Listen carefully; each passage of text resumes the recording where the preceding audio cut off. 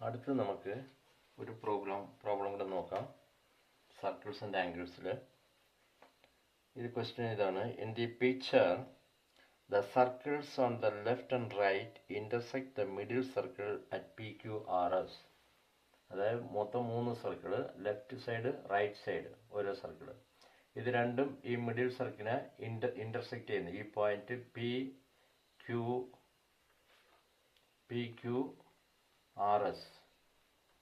RSൽ intersect ചെയ്യുന്നു.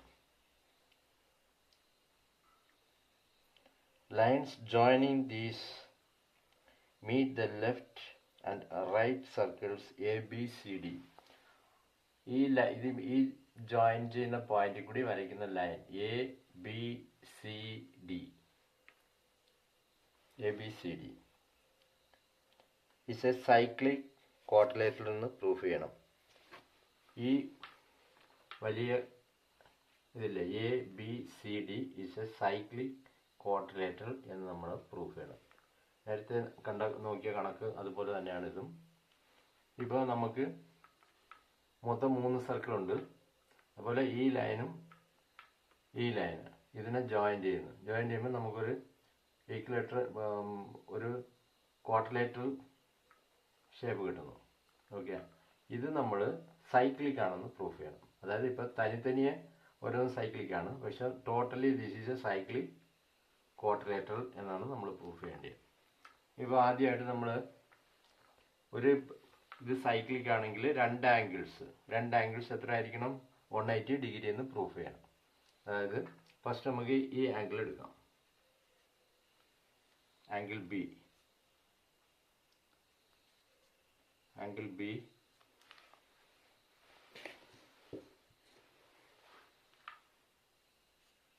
= x എന്നെടുക്കാം.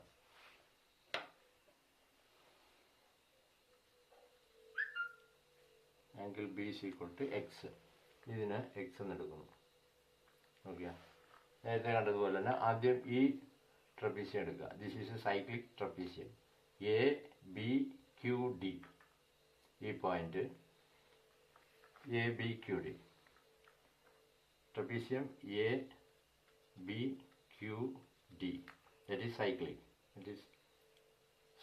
Cyclic ആകുമ്പോൾ എന്നാവും?